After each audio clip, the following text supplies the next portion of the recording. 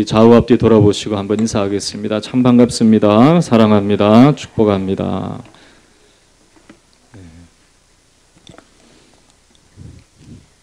한 번 더 인사합시다. 당신은 복의 근원이 되십니다. 네, 저 안에서 참 복락과 기쁨을 누릴 수 있는 믿음의 심령들 되어야 될 줄로 믿습니다. 지난주에는 믿음의 정의에 대해서 우리가 살펴봤습니다. 한번 따라해 볼까요? 믿음은 바라는 것들의 실상이요, 보이지 않는 것들의 증거니 선진들이 이로써 증거를 얻었느니라. 이처럼 믿음은 구원의 확신과 같이 단순히 내면의 확신과 신념만이 아니라, 물론 그것도 맞지만 구원의 확신 이후에 구원받은 삶을 살아갈 수 있도록 이끌어주는 변화와 또한 하나님의 인도하심을 경험하는 힘이라 할 수 있습니다. 한 목사님이 교회 성도에게 신방을 갔습니다. 그 성도는 구두 수선공으로 일하는 성도였습니다. 좁은 공간에서 목사님을 모시고 함께 예배를 드렸지요. 예배를 마치고 일상적인 대화를 나누는 중에 목사님은 구두 수선공 이 성도의 수입이 얼마 되지 않는다는 것을 알았습니다. 그리고 구두 수선공에는 5명의 자녀가 되는 그런 자녀들이 있다는 것을 목사님이 알았기에 걱정이 되어 무의식적으로 이런 말을 했다고 합니다. 저런 7명의 식구가 살아가기에 수입이 너무 적지 않을까요? 그렇게 물어봤죠. 구두수선공은 목사님의 이 말을 듣고 저는 그런 것을 생각하지 않습니다. 하나님께서 주셨으니 하나님께서 책임져 주실 것이지요. 저는 그저 제가 맡은 일을 열심히 하며 구두를 수선할 뿐입니다. 그리고 정말로 다행인 것은 그 많은 식구가 살아가기에 필요한 만큼 지금까지 항상 채워주셨습니다. 그렇게 말했다는 거예요. 목사님은 이 대답을 듣고 물론 그 구두 수선공 성도를 걱정하는 마음으로 이야기했지만은 그러나 자신의 이 질문이 어리석은 질문임을 깨닫고 믿음이 있다고 하지만 정말 삶 속에서 자신을 이끌어주는 하나님을 믿는 믿음이 있었는가 하는 생각을 하게 되었다는 것입니다. 오늘 우리가 읽은 이 본문의 말씀에서 하나님께서 이끄신 대로 살아간 믿음의 사람들의 이야기가 펼쳐지고 있습니다. 우리가 이미 보았던 이 아벨의 제사 그리고 에녹의 모습을 우리가 지난주에 보았지만요. 오늘 읽은 본문부터 시작되어지는 노아 그리고 아브라함 그리고 아브라함의 자손들, 특별히 이스라엘 백성들을 이 애굽에서 인도하여 내고 광야의 삶을 인도하였던 모세의 이야기를 보면 하나님이 주신 믿음으로 그들의 삶이 어떻게 인도함을 받았는지, 뿐만 아니라 여리고 성에서의 기생 라합과 사사들에 이르기까지 많은 사람들이 믿음으로 삶을 살아서 세상과 다른, 세상은 정착하고 그곳에서 안주하려고 했지만 믿음의 사람들은 본향을 향해 나아가는 외국인과 나그네의 삶을 살아가면서도 하나님이 주시는 축복과 은혜를 누릴 수 있었다는 것을 분명히 말씀하고 있습니다. 그 중에서도 오늘 우리 본문을 통해서 세 사람의 이야기에 우리 오늘 마음을 모아서 하나님이 주시는 믿음으로 살아갈 동기를 부여함 받을 수 있는 우리가 되어야 되겠는데요. 오늘 본문 속에 나타난 이 주인공들 중에서요, 세 사람을 우리가 보려고 합니다. 첫 번째로는 노아와 두 번째로는 아브라함 그리고 세 번째로는 모세인 것입니다. 우리가 읽은 본문 7절의 말씀을 보면은 이 노아에 대해서 말씀하고 있습니다. 노아는 아직 보이지 않는 일에 경고하심을 받았다라고 말씀하고 있죠. 보이지 않는 일에 대해서 그가 경고를 받고 경외함으로 하나님의 말씀대로 방주를 예비하여서 그가 구원을 받을 뿐만 아니라 또한 믿음을 따르는 의의 상속자가 되었다라고 말씀하고 있습니다. 이 보이지 않는 일이 무엇일까요? 그것은 다름이 아니라 하나님께서 세상을 물로 심판하시겠다라고 하시는 하나님의 작정이었습니다. 왜 하나님은 자신이 지으신 세상을 물로 심판하시려고 하셨습니까? 다름이 아니라 인간 세상, 이 세상에 살아가던 인간들이 하나님의 형상과 모양으로 지음을 받았음에도 불구하고 하나님을 떠나서 제 마음대로 살았습니다. 시집가고 장가가고 그리고 또 잘 살고 그렇게 했지만은 하나님과 상관없는 그저 육체로만 살아갔던 것입니다. 노아는 그와 달랐습니다. 노아는 당대의 의인이요 완전한 자라라고 말씀하였습니다. 그렇게 불려진 이유는 무엇인가? 그것은 그의 능력 때문이 아닙니다. 그가 무슨 돌을 많이 닦고 열심히 무엇인가를 해서가 아닙니다. 다름이 아니라 하나님과 동행하는 삶을 살았기 때문이다라고 말씀하면서 이러한 하나님과 동행하는 삶 속에 은혜를 그가 힘입었기 때문이라는 것을 말씀하고 있습니다. 노아가 하나님과 친밀하고 하나님과 동행하면서 은혜를 힘입은 것은 다름이 아니라 오늘 말씀에 이 히브리서의 말씀은 그가 아직 보이지 않는 일에 경고하심을 받아 경외함으로 방주를 준비하였다라고 해석하고 있죠. 한번 따라해 볼까요? 하나님의 경고에 대해 경외함으로 반응하였다. 그는 하나님의 말씀에 민감한 사람이었습니다. 그는 하나님의 말씀에 어떻게 반응해야 할지를 알고 있는 사람입니다. 여러분 생각해 보십시오. 여러 종류의 반려동물을 키우고 있잖아요. 요즘 보면은. 그러나 이 반려동물들은 주인의 음성을 잘 압니다. 그래서 주인이 휙 하고 소리를 내도 자기가 애지중지 키우는 이 반려동물은 그 소리에 반응하게 되어 있습니다. 아, 이거 밥 먹으라는 소리구나. 아, 이거 하지 말라는 소리구나. 아, 이거는 따라오라는 소리구나. 휙 하는 이 한 소리에 반응하게 되어 있는 것입니다. 짐승도 그 주인의 소리에 반응하는 것처럼 이 세상을 지으신 하나님이 살아계시다는 것을 안다면 피조물인 우리가 하나님의 형상과 모양대로 지음받은 우리가 반드시 하나님의 음성에 귀를 기울이고 그 말씀을 따라서 오늘 노아가 경외한 것처럼 우리도 경외함으로 하나님의 말씀에 준행하는 자가 되어야 할 줄로 믿습니다. 그런데 이 노아 당시의 사람들은 그렇게 살지 않았다는 거예요. 전승이라고 하는 전래되어져 오는 성경 말씀 위에 고대의 전승들이 있습니다. 그 전승에 의하면 노아의 이야기가 나오는데요. 노아가 120년 동안 방주를 만들고 하나님께 세상을 심판하시기 전에 일주일 전에 세상 사람들에게 자, 이제 하나님께서 물로 세상을 심판하실 때가 됐다. 그러니까 내가 산 위에다 지은 이 방주를 너희들이 이상하게 생각했겠지만은 하나님의 계획이 있어서 하나님이 세상을 물로 심판하시기 위해서 하나님께서 마지막 그 물의 심판에서 건진받을 수 있는 기회를 우리에게 주기 위해서 이 방주를 주신 것이다. 그러면서 일주일 동안 그때 당시는 사람들이 이 바벨탑 이후에 사람들이 흩어졌잖아요. 흩어지기 전이었기 때문에 세상 사람들이 다 한 곳에 모여 있었다는 거예요. 그러니까 일주일 동안 계속적으로 하나님이 심판하신다. 이제 곧 며칠 있으면은 비가 창수가 물이 위에서 쏟아지고 그리고 땅에서 솟아올라서 물이 가득 차서 다 죽게 될 것이다. 방주로 오라, 방주로 오라. 그렇게 동네방네를 돌아다니면서 전도를 했는데 그런데 아무도 그 소리에 반응하지 않았다는 것입니다.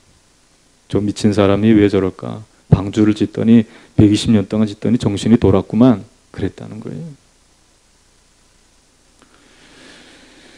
이 노아의 이야기, 노아를 통해서 들려온 하나님의 음성에 대해서 반응하지 않았습니다.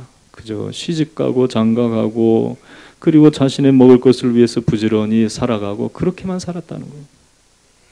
그러나 이 경고하심에 대한 반응이 곧 생사의 갈림길이 되었다는 것입니다. 여러분, 천국과 지옥도 마찬가지입니다.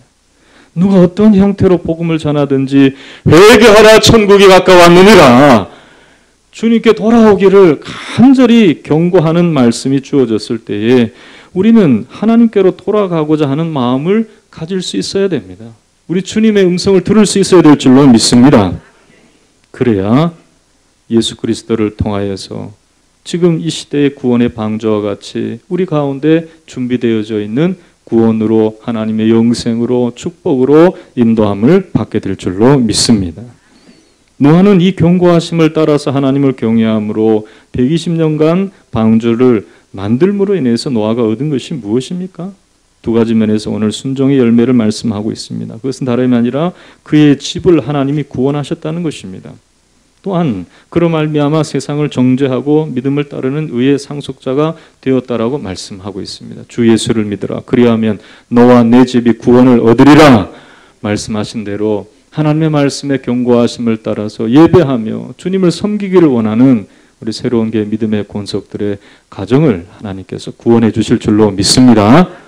뿐만 아니라 하나님이 주시는 말씀을 따라서 살아가는 믿음의 길을 걸을 수 있도록 우리를 인도해 주시는 것이죠. 주님의 말씀에 민감하시기를 주의 이름으로 축원합니다. 그 말씀 듣기를 즐겨 할 수 있는 영적인 귀가 열리도록 주님께서 우리의 마음 밭을 갈아주시고 우리 마음의 근심과 걱정을 다 걷어가시고 죄악도 씻어주시고 은혜로 우리를 붙들어 달라고 기도하는 마음으로 오늘 이 시간에도 주님께 예배할 수 있는 저와 여러분이 되어야 할 줄로 믿습니다. 둘째로 믿음의 조상으로 불려진 아브라함의 이야기를 오늘 우리는 볼 수 있습니다.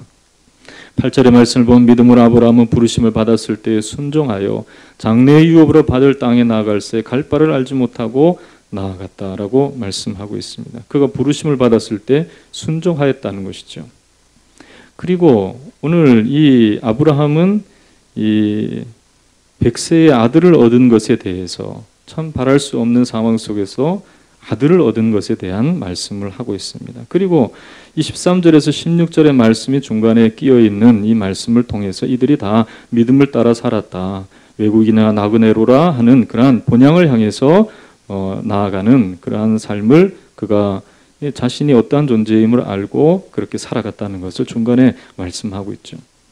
그 후에 17절의 말씀을 보면 아브라함의 이야기가 계속 이어지는 것을 보게 됩니다. 아브라함이 시험을 받을 때 믿음으로 이삭을 드렸으니 그는 약속들을 받은 자로 돼 그 외아들을 드렸느니라 라고 하는 모리아산에서 그가 하나님의 명령대로 하나뿐인 아들 독자 이삭을 하나님께 제물로 드리는 그 장면을 오늘 말씀하고 있습니다. 이 아브라함은 하나님 앞에서 부르심을 받았을 때 순종하여 갈 바를 알지 못하고 나아간 것과 그리고 그가 하나님의 말씀을 따라서 그가 이 어려운 가운데 결단하기 참 어려운 가운데도 바랄 수 없는 상황 속에서도 하나님을 바라고 그 말씀대로 그대로 행했다 하는 것을 오늘 기록하고 있는 것이죠. 믿음이라는 것은 또한 믿음의 삶으로 우리가 인도함을 받을 수 있는 길은 결단이 필요한 것입니다. 다른 것을 뒤로 하고 하나님의 말씀대로 내가 아멘 순종하겠습니다 라고 하는 결단이 저와 여러분들 마음 가운데 세워질 수 있기를 주님의 이름으로 축원합니다. 아브라함은 모든 것을 다 버리고 주님의 약속을 따라서 그는 본토 친척 아비의 집을 다 버리고 떠났습니다. 창세기 12장 1절에서 4절의 말씀을 보면 여호와께서 아브라함에게 이르시되 너는 너의 고향과 친척과 아비의 집을 떠나 내가 내게 보여줄 땅으로 가라. 내가 너로 큰 민족을 이루고 내게 복을 주어 내 이름을 창대하게 하리니 너는 복이 될지라.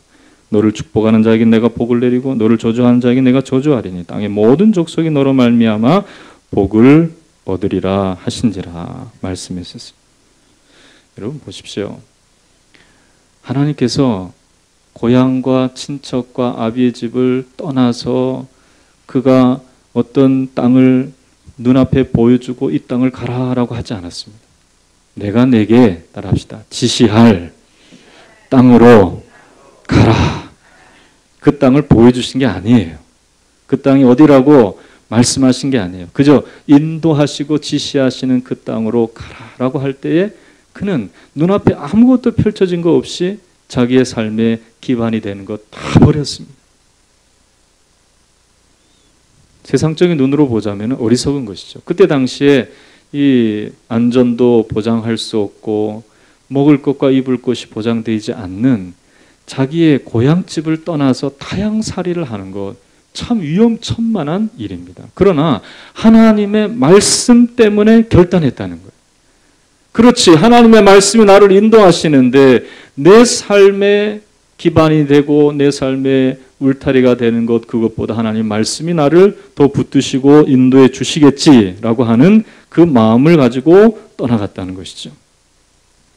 여러분, 하나님의 말씀대로 살은 이 아브라함을 하나님께서 거지가 되게 하셨습니까? 아닙니다. 하나님께서 그를 인도하실 때에 하나님은 그로 하여금 부자가 되게 하신 것을 보게 됩니다.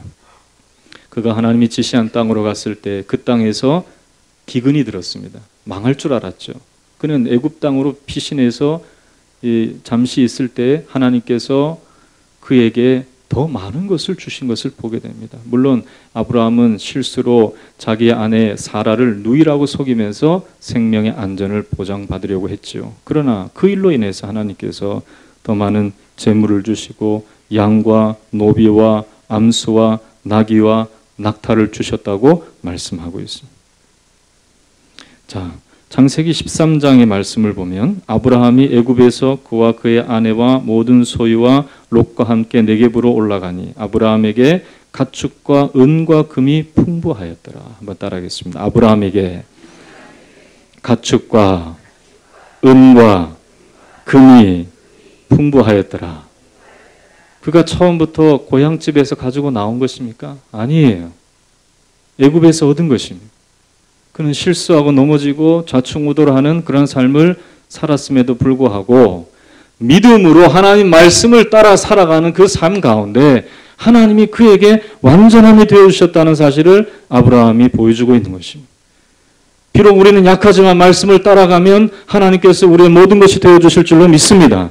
나는 실수하고 넘어집니다. 자주 방황하고 좌충우돌할 때가 있습니다. 그러나 이것이 문제가 되는 것이 아닙니다. 믿음을 따라 하나님이 주시는 말씀을 따라서 내 인생 주님의 말씀 앞에 두고 살아간다면 여러분 인생의 방향을 바로 정하십시오. 하나님 말씀 따라 살아가시길 주의 이름으로 축원합니다. 그때 우리는 온전해질 수 있는 것입니다. 우리가 아무리 완벽하게 모든 걸 준비해도 안 되는 거예요. 우리 인생은 언제 기근을 만날 때도 있고 언제 도둑을 만날 때도 있고 언제 모든 것을 다 빼앗기는 그런 어려움을 당할 때도 있습니다. 그러나 말씀을 따라가는 자를 하나님 붙잡아 주실 줄로 믿습니다. 하나님 모든 것 되어주시는 것을 아브라함을 통해서 보여주고 계시지 않습니까? 마가복음 10장 29절에 30절의 말씀은 예수께서 내가 진실로 너희에게 이르노니 나와 복음을 위하여 집이나 형제나 자매나 어미나 아비나 자식이나 전토를 벌인 자는 현세에 있어 집과 형제와 자매와 어미와 자식과 전토를 100번에 받되 박해를 겸하여 받고 내세의 영생을 받지 못할 자가 없느니라 라고 말씀했습니다. 비유로 얘기하신 것이죠. 히브리인들은 과장법을 씁니다. 이 과장법을 쓰는 것은 중국 사람들처럼 허세를 부리는 것이 아니고 과장을 통해서 강조하는 거예요. 하나님이 반드시 복을 주신다. 주님을 위해서 모든 것 버리면요. 현세에 있어서도 하나님께서 복을 주실 뿐만 아니라 내세에 있어서도 하나님께서 영생을 빼앗길 자가 없도록 주님이 붙잡아 주신다는 것입니다. 믿습니까? 이것을 믿어야 하나님의 말씀대로 살아갈 수 있는 것입니다. 이것을 믿지 않으면 자꾸 자기 주변을 의지하는 거예요. 돈을 의지하는 거예요. 약을 의지하는 거예요. 사람을 의지하는 거예요. 그러다 보면 점점 망가지는 거예요. 그 인생은. 하나님 말씀 의지하여 한날도 주의 말씀 앞에서 하루를 시작하고 말씀의 인도하심을 매 순간순간 받아 하나님의 인도하심 속에 주님께서 채워주시는 것을 경험하는 아브라함과 같이 인도하심을 받는 저와 여러분 되시기를 주의 이름으로 축원합니다. 뿐만 아니라 아브라함은 그 바랄 수 없는 중에 100세의 아들을 얻었습니다. 그러나 그 아들을 하나님께 드리라 할 때에 드렸습니다.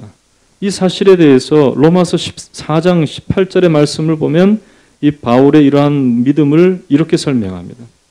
아브라함이 바랄 수 없는 중에 바라고 믿었으니 이는 내 후손이 이 같으리라 하신 말씀대로 많은 민족의 조상이 되게 하려 하심이라. 한번 따라하겠습니다. 아브라함이 바랄 수 없는 중에 바라고 믿었으니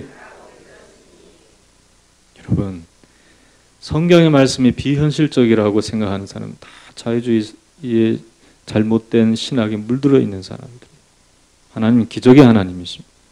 말씀으로 천지를 지으신 하나님이심을 믿으시기를 주의 이름으로 축원합니다.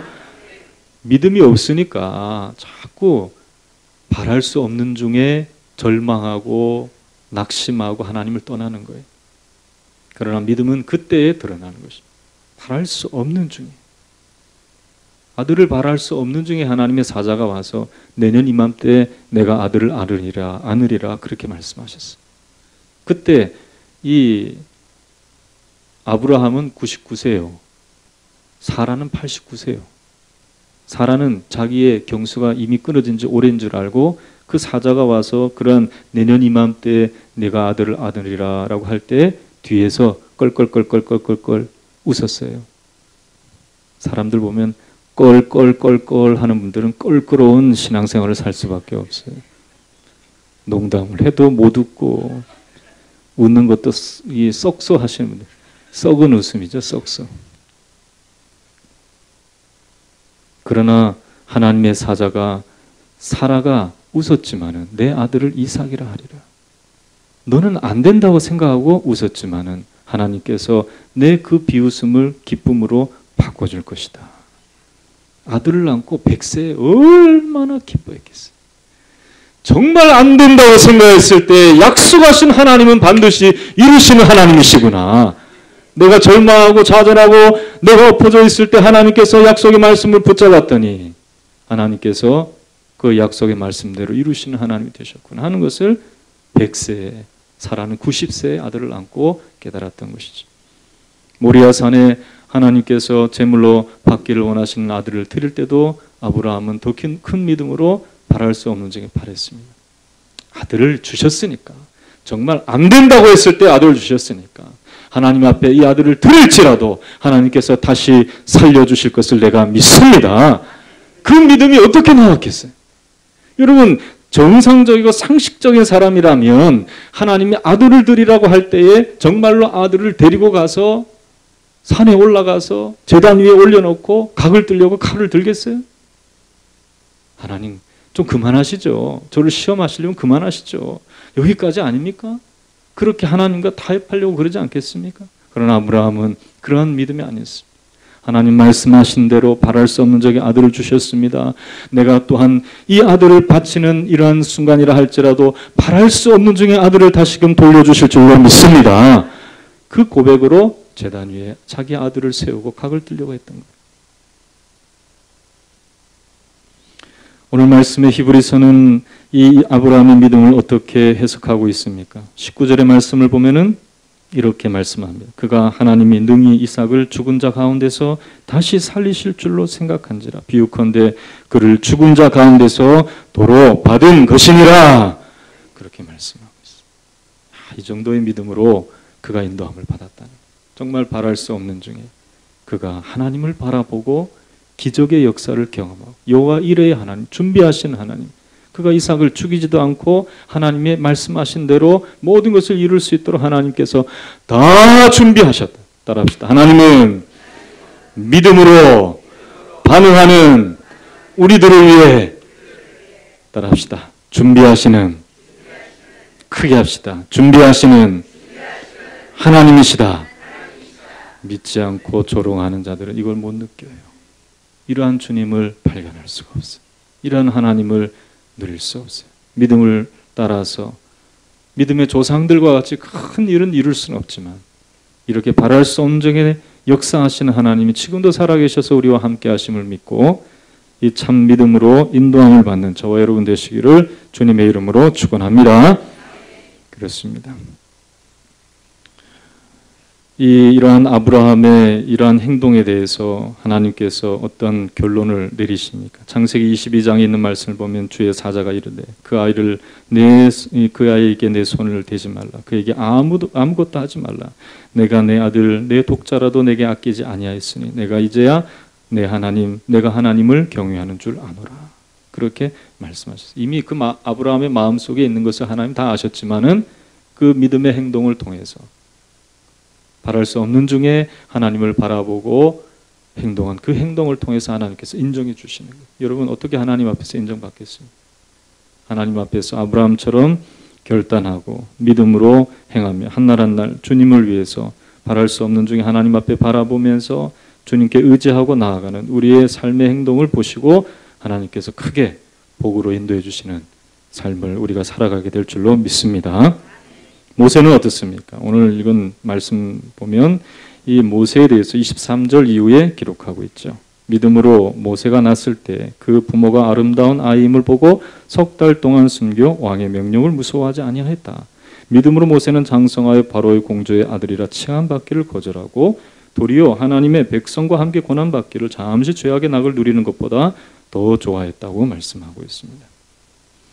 이 일에 대해서 26절의 말씀을 보면 그 이유를 모세의 부모와 모세의 이러한 모습에 대해서 이렇게 해석하고 있죠. 그리스도를 위하여 받는 수모를 애굽의 모든 보화보다 더 큰 재물로 여겼으니 따라합시다. 이는 상 주심을 바라봄이라. 이 바라봄의 문제가 달랐다는 거예요. 세상에서 일 열심히 하면 뭘 바랍니까? 월급을 바라죠. 임금을 바라죠. 바라는 대로 안 주면은 큰일 날 일이 많잖아요.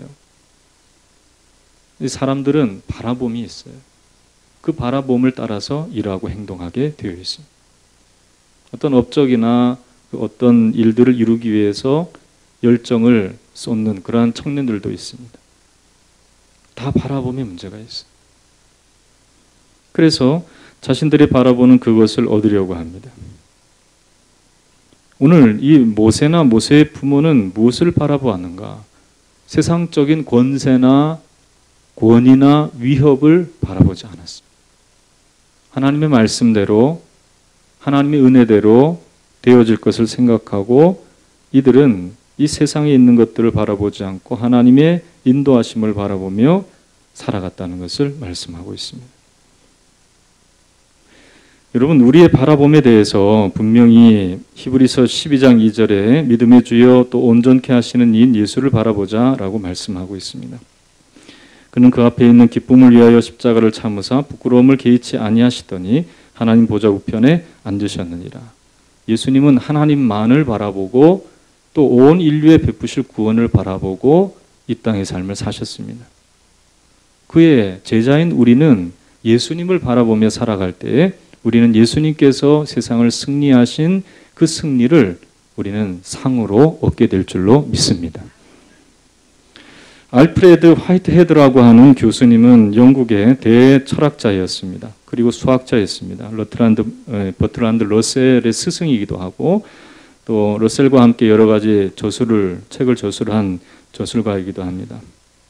근데 이 화이트헤드라고 하는 이 분은 예수님을 믿는 대대로 기독교 집안에서 태어난 사람입니다. 그런데 젊은 시절에 철학과 수학에 심취하면서 이 신앙에 대한 깊은 회의에 빠졌어요. 그냥 성경이 말씀하시는 내용에 대해서 무슨 이 비현실적인 이야기가 있나 생각하면서 그렇게 살아갔다는 거예요. 천국과 지옥을 확신하지 않았어요. 예수님이 살아계시다는 말도 믿지도 않았어요. 그저 인문학적인 생각, 철학적인 생각, 수학적인 계산 이런 것만 가득 찬 거예요. 그래서 오래 이어오던 가정에 이어오던 신앙을 버리고 교회와도 담을 쌓고 나아갔습니다. 세상을 바라보고 세상으로 달려간 것이죠. 그렇게 오랜 시간이 지났습니다. 인생의 황혼기를 접어든 그는 어느 지방에 있을 때 큰 폭설이 내려서 외출 중에서 그가 서둘러 갔다가 집으로 돌아오고 있을 때에 그 폭설로 인해서 이 집에 돌아오기가 참 힘들었어요. 그런데 눈구덩이에서 누군가 소리가 희미하게 들리는 것을 그가 들을 수 있었습니다. 살려달라는 거였어요. 살려주세요, 살려주세요 하는 이 소리가 그 눈구덩이에서 들리더랍니다. 그래서 눈구덩이를 파헤치고 보니까 거기에 할머니 한 분이 이 미끄러져서 거기에 이 웅덩이에 빠졌는데 거기에 눈이 내려가지고 눈구덩이 이 눈 위에 이렇게 덮여버린 거예요. 근데 겨우 거기서 살아난 것이죠. 이 화이트 헤드는 그 노파를 할머니를 여기 건져내면서 살았는지 죽었는지 이렇게 확인하고 그리고 건강을 회복할 수 있도록 그렇게 해줬습니다. 근데 이 노파가 거듭 감사하다고 그 화이트헤드 교수에게 말씀하면서 내게 이 큰 은혜를 베풀어 주셨으니 당신은 반드시 신앙이 좋고 교회 다니는 참 교회 중력 일꾼인 것 같습니다. 그렇게 물어봤어요. 그랬더니 이 화이트헤드는 이렇게 말했죠. 아니요, 저는 교회 다니지 않습니다. 신앙심도 없고요. 저는 예수님을 과거에는 믿었지만 지금은 안 믿습니다. 그렇게 얘기했다는 거예요. 이 늙은 노파는 있는 힘을 다해서 그 화이트헤드 교수에게 그렇게 말했다고 해요. 아니, 다 늙은 사람이 어쩌자고 예수님을 믿지 않는단 말이요. 그랬다는 거예요. 자기도 연세가 많으셔서 나이가 많지만 이 화이트헤드 교수도 머리가 희끗희끗하고 나이가 많아 보였나 봐요. 다 늙은 사람이 어쩌자고 예수를 믿지 않는단 말이요. 그러다가 나처럼 뜻밖의 사고를 당하면 어쩌려고 그러시오. 그렇게 말했다는 거예요. 나는 저 눈구덩이에서 죽을 것이라고 생각하고 열심히 찬송을 부르고 있었습니다. 하늘 가는 길을 보면서 찬송을 했다는 거예요. 나 이제 곧 죽으면은 천국 갈 텐데 찬송을 했다는 거예요. 그게 살려달라는 소리가 아니고 이 찬송 소리였다는 거예요. 찬송 소리. 이 화이트헤드는 이 노파의 이 소리에 충격을 받았습니다. 자신은 자기가 탐구해온 온 학문과 또 연구에 대해서 회의하기 시작했습니다. 그가 젊어서는 이 신앙에 대해서 버리고 세상 학문을 쫓아갔지만 그게 만족을 주는 줄 알았지만 나이가 들수록 세상 학문도 자기에게 만족을 줄 수 없고 확신을 줄 수 없다는 것을 알았어요. 예전에는 수학 문제 어려운 거 몇 가지 풀면 모든 문제가 해결될 줄 알았다는 거예요. 돈만 가지면 모든 문제가 해결될 줄 알았다는 거예요. 명예만 얻으면 모든 문제가 해결될 줄 알았다는 거예요. 아니라는 것을 나이가 들어서 알게 됐다는 것이죠. 그러나 천국을 확신한 그 노파의 그 자신만만한 소리가 자신의 마음을 울리게 되었다는 것이죠. 그 어떤 것으로도 그 깊은 사고와 생각과 노력으로도 얻을 수 없었던 확신을 이 노파는 어떻게 얻게 되었을까 생각하면서 다시금 교회로 찾아갔고 말씀 앞에 자신을 두게 되었고 결국은 천국을 바라보는 삶을 살아갈 수 있게 되었다라고 그는 말하고 있습니다. 여러분, 예수님만 바라보시기를 주님의 이름으로 축원합니다. 어떤 수학자도 풀 수 없는 인생의 문제를 주님께서 풀어주실 줄로 믿습니다. 어떤 철학자도 말할 수 없는 천국의 복음을 듣게 될 줄로 믿습니다. 이것을 들어야 되는 것이 할렐루야. 그 확신 갖고 살아가야 되는 것이. 우리의 바라봄은 세상적인 것이 되어서는 안 됩니다. 그저 잘 살고 잘 먹고 시집 장가가고 그렇게 되어서는 안 돼요. 믿음으로 살아서 하나님의 인도하심을 받아 주님의 완전하심을 경험하며 또한 우리 인생의 역경 속에서도 바랄 수 없는 상황 속에서도 바라보게 하시는 또 예비하시는 하나님의 은혜를 경험할 수 있는 저와 여러분이 되시기를 주님의 이름으로 축원합니다. 믿음의 결국 하나님께서 상 주실 줄로 믿습니다. 천국을 주실 뿐만 아니라 우리 삶 가운데 현세에서도 우리에게 주시는 사명을 감당할 수 있도록 날마다 새 힘을 주시고 우리를 붙들어 주시는 하나님, 믿음의 결국을 이룰 수 있도록 영혼을 구원함과 하나님의 자녀로 살아갈 수 있는 삶으로 우리를 끝까지 인도해 주실 줄로 믿습니다. 믿습니다. 우리 다 함께 한번 기도하겠습니다. 하나님 아버지, 믿음의 선진들이 살았던 이 땅에서 나그네로라 말하며 본향을 향해서 달려나가는 이 믿음으로 말미암아 우리의 삶이 변화되어지고 우리의 삶의 방향이 바뀌어지고 하나님의 뜻대로 살아갈 수 있는 저희들 될 수 있도록 축복하여 주시옵소서. 주여, 우리를 시험케 하는 일들이 많습니다. 때로는 절망이 우리 가운데 다가옵니다. 바랄 수 없는 중에서도 주님을 바라보는 참 믿음을 우리에게 허락하여 주시옵소서. 주님이 우리의 모든 것 되어주심을 믿습니다. 우리를 축복해 주시고 인도해 주실 것을 믿고 간절한 심령으로 기도하도록 하겠습니다.